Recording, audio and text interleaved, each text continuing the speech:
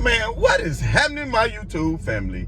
Of course, it is your boy B New. I'm coming at you on this bright and glorious Sunday. And first and foremost, as always, want to send out positive vibrations and positive blessings to anybody who could be listening. Now, with all that being said, I first and foremost want to say I know Lakers were in action Friday night against the New Orleans Pelicans, as we all know.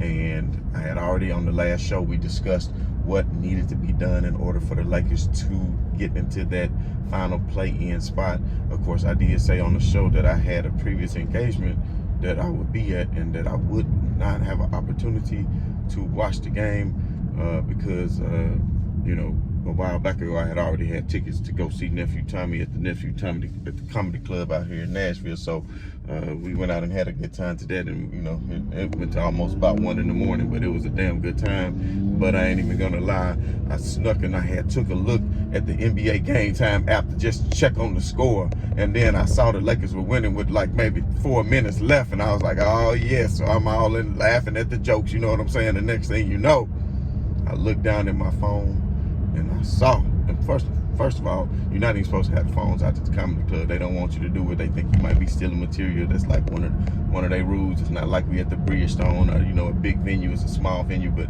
at the end of the day, I'm still checking my phone for the score. You understand what I'm saying? So then I saw that the Lakers failed, and I'm gonna tell you something. Them jokes stopped being funny to me, and I wish I would have waited till after I left, because it kind of ruined the last few minutes of the comedy show, because wasn't shit funny. Wasn't nothing funny. But I'm gonna tell y'all something. I'm in a festive mood today, because as we all know, there's so many haters in this world. And I'm gonna get into the X's and O's and things like that in a minute. So if you don't want to listen, if you don't want to hear what I'm about to say, skip past it. But I just gotta say this real quick. There's so many haters in this world, especially for one man known as LeBron James. It somehow just baffles the hell out of me why somebody could just wake up every morning and before they even brush their dirty ass teeth, put a comb to their nappy ass head or anything, the first thing they start doing is want to hate on LeBron James. Now, let me ask y'all something. This things I saw so ridiculous that said, okay, like Kevin Durant, for instance, last night, he hit for 58 points. Am I right or wrong? He hit for 58 points in a loss to Atlanta, who is jockeying them for position for this play-in tournament as well. And he hit 58 points. Now, did anybody come out here and say he was stat pad? Did anybody say he was stat pad or doing anything? Now, here's a man that switched teams like LeBron, except he went to a team that had the best record of all time. And why does he not get the same scrutiny and the hatred of a one LeBron James? It really makes me wonder about programming and how y'all people are just sheeple and get programmed as such to be able just to hate somebody for no reason, you know. But at the end of the day, you know, I'm still happy, because when people hate like that, they really just hate themselves and they hate their life, you know. Because if you wake up every day and you don't have nothing else to do but to come on somebody's channel every day and say negative comments, then that really says a lot about you as a person. And that's why I always say I send out positive vibrations and blessings to these people, because they got to be living sort of a miserable existence. You know, I'll be the first to admit I'm not the biggest fan of Kevin Durant. I think he's an excellent basketball player. But there's different reasons why I'm not just his biggest fans, but I still honor and respect his game. And, you know, for a while I said he was the best in the NBA, which right now I say Giannis is. And then I got Kevin Durant as number 2 right now. You know, and LeBron James at age 37, no, he's not the best player in the league. But in my opinion, he's still a top 5 player in this league for what he brings to the table. But it's idiots who will say, well, he's not carrying the team to the playoffs like it's all his fault. Well, he's just stat padding and it's not helping the team. He's passing to these teammates. They are missing a lot of wide open shots. And we're going to talk about that as far as the X's and O's of the game here in just a second. And of course, you know, the Lakers have a very important game here coming up in just a few hours against Denver, which is going to be a very quick turnaround. But at the end of the day, you know, people are going to say what they want to say, but that doesn't change how the conception, the preconception is about people are always how they're gonna look at somebody. So at the end of the day, you just got to live your life and just keep doing what you're doing and not worried about it. And that's why I always say right on to the real. And much love to these haters, because you understand what I'm saying. We want to start a movement that we shout out to the real. You know, if you real, be real.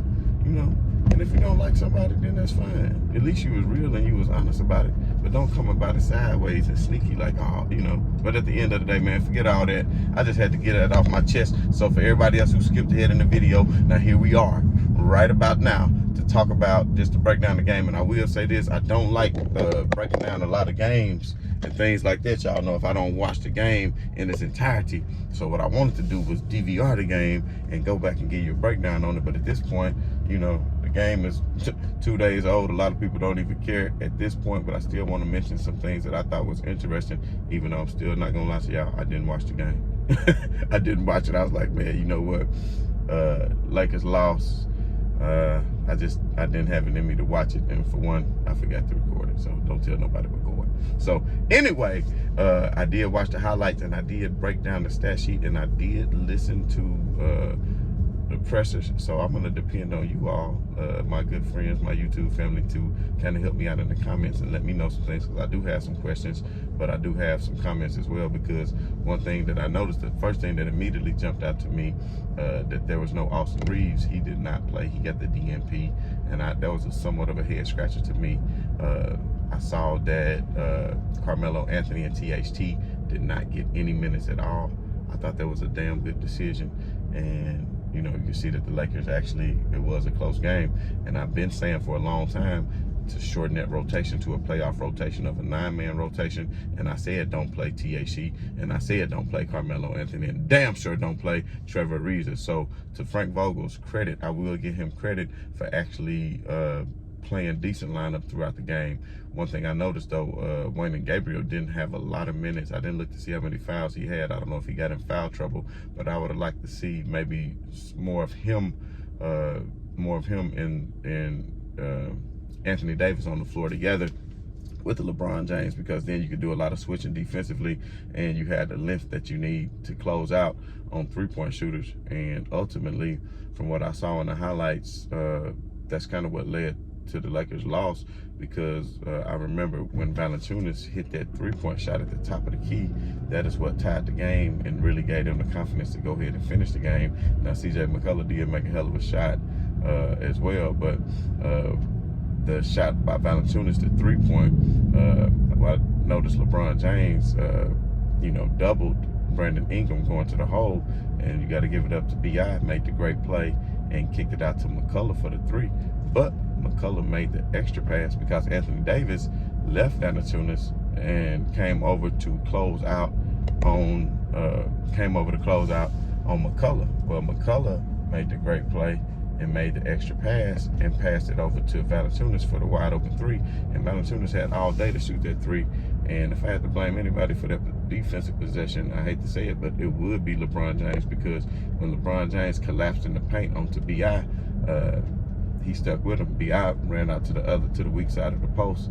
LeBron James should have ran out on Valanciunas. That would have been his assignment, to get out there because of the position he was playing on that possession. So Valanciunas got the wide open three, and once he hit that three, it was pretty much a wrap. Sad but true. And then another thing I want to say about LeBron too, in that closing minute, when the Lakers, you know, Bradley hit the big three, and LeBron had a chance, we all know, at the end, and he had a few pump fakes to kind of get open and take the shot. And the thing about it is, I'm gonna go ahead and give him his props for attempting to take the shot, even though people try to get on him for missing the shot. But a lot of people say he shies away from being in those big moments, but nonetheless, he still took the shot, even though he came up short. In this situation, I kind of wouldn't mind him passing it, because we all know Avery Bradley had just hit the big three previous to that to bring them within one before they hit the 2 free throws to go back up by 3. And Avery Bradley was wide open in the opposite corner. And LeBron James, the great passer that he is, everybody was focusing on him. And when he did the step to the side, he could have shot the ball over, but maybe it was just a time thing as well. It wasn't that many seconds left, so I know LeBron wouldn't want to pass it over to Bradley and him not have a chance and have to rush the shot. but that corner three is a lot higher percentage for a lot of players. So I would like to see him get that over. But nonetheless, it did not happen. And if you look at the stat sheet, you know, the Lakers, you know, they shot well from three. And it goes to show you the Lakers shot, 41% from three. New Orleans only shot 27% from three, 7 out of 26. They only shot 7 out of 26. The Lakers was 11 out of 27. They hit, 4 more threes than them, but it didn't translate to victory. And that's what I keep saying. You don't always have to take as many threes, and they didn't take a ton of threes, and they shot them at a higher clip, but yet they still lost the game. Because if you look at the overall percentage, New Orleans shot 52% to their 47, and New Orleans made 2 more shots than they did, 41 to 39. So, you know, the rebounding was even, and that's why I was like, how did they lose this game? The rebounding was even, the assists were even, turnovers was about even. The Lakers had 15, they had 13. The points off turnovers were same, 18 to 17, basically the same points off turnovers. So if you look at it, it was a evenly matched game. If you look at the stat sheet, and you wonder, well, where did the Lakers lose? And the one thing on the stat sheet that jumps out to me, of course, is the free throws. New Orleans 25 out of 29, and the Lakers 22 out of 31. So that's 9 missed free throws. You only lost the game by 3. You know, I think LeBron missed 3 of those, AD missed 3 of those, and Monk missed 1. And I think Westbrook didn't even go to the line, which I find to be crazy. And nobody can blame this on Westbrook. I want to say, from what I saw, even though I didn't watch the game, from just what I could look at on the stat sheet, Westbrook had a good game. He scored 11 in the fourth quarter, from what I hear. He only had 1 turnover for the game. So, you know, it's just sad that, you know, the Lakers have missed so many games as far. I don't know if you guys realize this, but LeBron, Westbrook, and AD that was only their 22nd game together. So out of 75, out of 77 games so far, they've only played 21 games together. You know, and that's not a good measuring stick. And I know Russell Westbrook, everybody want to get rid of him, but I think if they could start to jail, only reason I say this is I don't think they can get any trade value for him, and he's going to sign that $45 million contract option. He's not turning that down because he know he's not getting that anywhere else, and he at home, and Russell Westbrook is stubborn, and I know he feel he can still make it work. The thing is, Anthony Davis has got to stop getting injured. And some of that is a fluke. You know, to play earlier this year, I say LeBron damn near pushed somebody into his knee in the Indiana game where he got hurt, when he missed all those games. And then the other one was just unfortunate the way he came down on his foot or his ankle or whatnot. So injuries are going to happen, and it is unfortunate. I will say, like I said in the last show though, if Anthony Davis gave it a go on Friday, it would have been nice that he could have tried to give it a go on Thursday. I know both him and LeBron were nursing their injuries, and then they got a quick turnaround today, which only gave them, and they got the early start because it's 12 o'clock their time. It might be 2 o'clock Central, 3 o'clock Eastern, but it's 12 o'clock on the West Coast, so that's not even a full 2 days off after the late Friday night game for them. So with that being said, the Lakers are in quite a bit of a position now where they are going to have to damn near just win out. And there are some scenarios where they don't necessarily have to win out, but we still know the Lakers are going to have to see. The Spurs still got Portland, who they'll probably beat, which they already beat Friday. They got them again today. And then the Spurs, we know they finish against Denver, Minnesota, Golden State, and Dallas. And after Denver took that loss to Minnesota, Minnesota still can fight to make it into the make it out of the play-in and get that 6th spot. So I think that Minnesota and both Denver are going to be giving it all they got in these games. So you know Denver going to be giving LA all they got today, and if the Lakers can pull off their game, that'll be good. That's not one that I had said that they would win. Remember, my prediction was they would beat New Orleans, lose to Denver twice, and beat Golden State, OKC, and lose to Phoenix, and maybe win the last game at Denver and end up with 48 losses. So with the Spurs, I think they will still beat Portland today. However, I think they will not beat Minnesota. They will not beat Golden State. They will not beat Dallas. And they will not beat Denver. And I feel like the Spurs will still end up with 49 losses. But now it's on the Lakers. The Lakers are, even if the Lakers lost to Denver and Phoenix and won their last 3, Golden State, OKC, and Denver, then they would end up with 48 losses and could still get in. And I said this before, even just because Anthony Davis came back, it wasn't going to automatically translate into wins because they still haven't had a chance to build any cohesiveness. And that's what everybody keeps saying. When you had 36 or 37 different lineups, you're not going to build any cohesiveness. But my thing is, if Frank Vogel went down to a 9-man rotation now, then why didn't he do that before when you know you're getting closer and you got to get players ready? And I know Anthony Davis wasn't playing, but, you know, you still could have shortened that lineup some. So with that being said, let's just hope that Carmelo still doesn't play. And I know people think I'm crazy for it, but he's such a defensive liability, he does not need to be out there. But I would like to see Austin Reeves have a chance. And I know Avery Bradley played 30-some minutes. I would like to see some of that time split with Austin Reeves. But Avery Bradley still is young, and I don't mind him playing that much because it gives him continuity. But the thing is, you haven't been playing Avery Bradley that many minutes. So now he going from DNPs to not playing to all of a sudden, oh, you're going to play the whole game. Well, if that's who you knew was going to be in your short lineup for the playoffs, why haven't you been giving him those minutes? Even though I know he has been injured, but why haven't you been giving him those minutes? That doesn't make sense. It doesn't make sense. So now that you're getting those minutes, I still wouldn't mind seeing him split some of those minutes, even with Monk.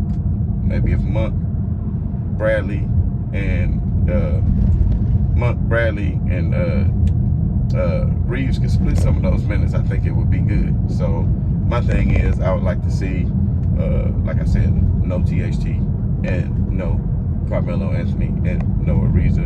And I think the Lakers would have a pretty good shot. One thing I did notice in the press conference on Friday night when they asked about the Denver game. Damn it, y'all. God damn, hold on, y'all. Y'all still with me? Y'all still with me? That's what I'm talking about. See what I'm saying?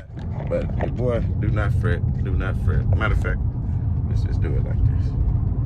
Let's do it like this. So let me just say this. Carmelo Anthony said in the press conference at the Denver game that he didn't know if they would be playing big, meaning that they would be starting Dwight Howard to go against Jokic. He didn't know the game plan yet. And to me, that's a telltale sign of not so good coaching too, because how do you not know yet? You got a game coming up that quick, and the coaching staff, even though I know you take it one game at a time, you have not even implemented your strategy yet. And another thing that's telltale sign, what you mean go big? Anthony Davis, are you not big? Are you big? Hold on, y'all. Anthony Davis, are you big? Is Anthony Davis big? That's my question. You saying that you don't know if y'all going big or not. You are big. Play the damn center. In this particular game, you're going against Jokic. And if they bring out Dwight Howard, I think that's a mistake because we know Jokic can stretch the floor. Dwight Howard is a decent defender, but not against the pick and roll. So I would hope that, to be honest, that Dwight Howard get the DNP in today's game too, because I think this is a game where Anthony Davis needs to show that he's a top 75 player. They say he's a top 75 player, so this is what I want to see. Can you go out there and can you match up against Jokic and do what you need to do? And then I say bring in Wayne and Gabriel for your backup and let him play some 5-2, because he has that feistiness to be able to go after the ball, and he plays well off the ball and cuts, and LeBron even can find him on cuts to the hole. He's made some nice plays, and like I said, they need to hurry up and cut Ken Bazemore if they want to have him available in the playoffs. But right now, there's no guarantee that they will be in the playoffs, but guess what? If you claim it, I'm still claiming it, y'all. I'm still claiming it. And I know, think about all the people who believed in conspiracy theories before. So let's put that conspiracy thing to rest then, because if this is the case, do you think the NBA would make more money with the Lakers being in the tournament, or a small market like San Antonio, or a small market like New Orleans? Of course, they're going to make a lot more money with a large market team in there, including especially when you got a player like LeBron James. But at the same token, it could be because they're trying to finally get rid of LeBron James.